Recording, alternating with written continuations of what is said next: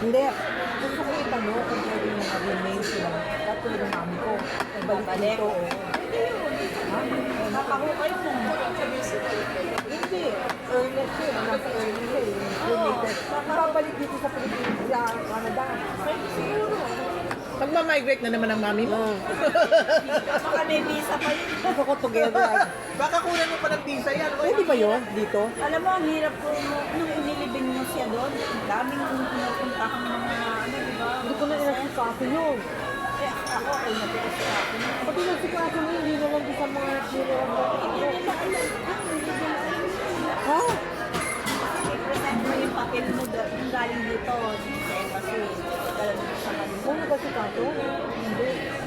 Nilibing na lang. Namatay na lang doon. Ah, citizen na pala. Hindi na mag-pension.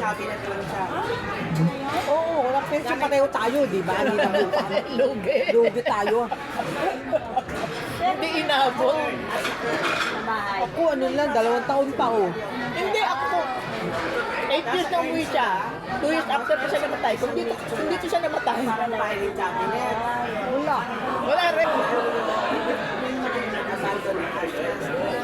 Tapos kapag mahirap ka, wala ka pang earn mo, tatanggapin nila yun. Nandito kami lahat. Kuha akong tinidor. Ikaw, ayaw mo, no? Gusto mo rin doon, eh. Kaya ako, service lang ako dito. Dahil pinili ka. Hindi, din dadali.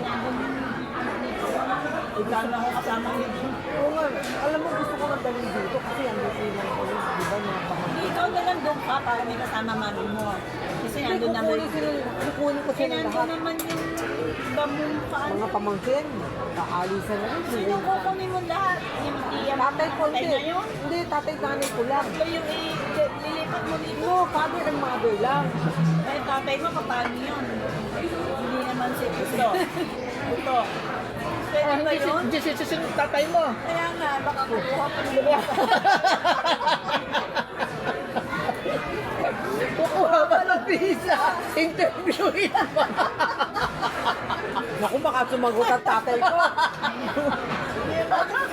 Umuhay ka, ayaw mo naman sa rito. Kaya patay na, gusto mo. Aba? Hindi ko nga alam kung anong gagawin ko. Will you be an asset or a liability? Pahihirapan na kayo. Nanang ko, oh. Doon ka na lang para may kasama sila. Diba? Para meron ka pa rin dahilan para umuwi.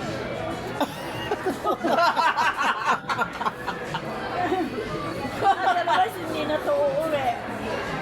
Oo. Oo. Dadalawin eh. Eh, wala nang dadalaw din sa akin, di ba? Di ba mga bata ngayon, ibang klase na? Itong dalawang to. Hindi ka man padadasalan. Di kailangan makahanap ka na may magdadasal sa'yo. Doon, meron. Baka naligaw na itong dalawang to naman. Ayaw niyo kumuha, no? Kala ko naligaw na. Ay, nako. Akala namin naligaw na kayo. Ang sarap na ano, no? Ice cream wasabi. Ang sarap ng ano.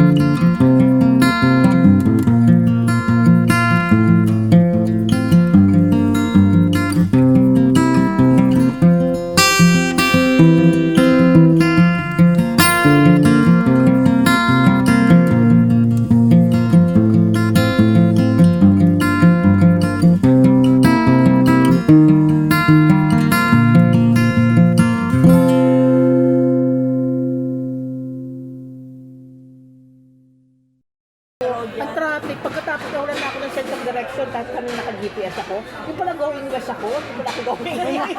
Lumayo lalo. Lumayo lalo. Naiiyak na ako. Bumalik ka na naman. Bumalik na naman ako. Eh, ang traffic na. O Sabado yun ang traffic na, di ba? Alam mo, tender ba ko siguro? Ikaw talaga. Dumaan ako sa Forest Hill, dumaan ako sa... Ikaw talaga.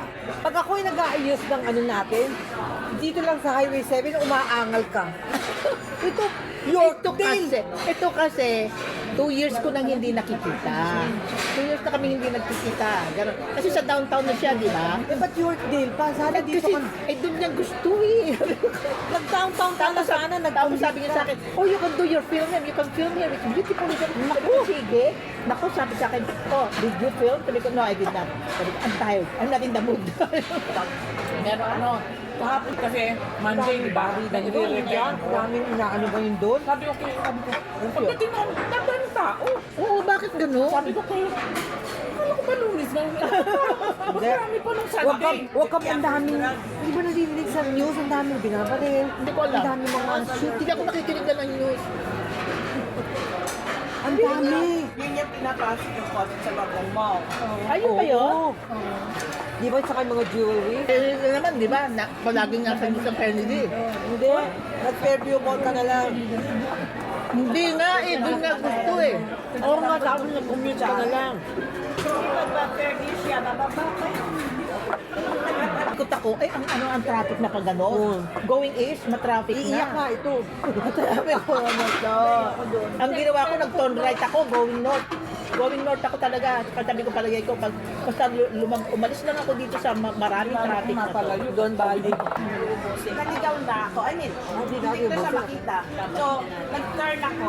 Nung nag-turn ako, pa-north pala ako. Ano ko lang na, Sama mo dyan. lumalayo ako kasi iba na yung parang Aurora, ganyan na. Lumalayo yan. Basta susundan ko ito isang college. Hindi, tapos Nakita ko Markham Road. Oh, okay, Markham Road. Buti si Ben ganyan. Minsan nagkagaya ng nagsal. Pasama ko si Paula. Eh, sarap ako sa driving ko. Ang layo nang inabot namin. Hindi sa Queensville yata. Wow, hindi natin makita yung bone meal. Bakit ganun? Tumawag kami sa boyfriend niya.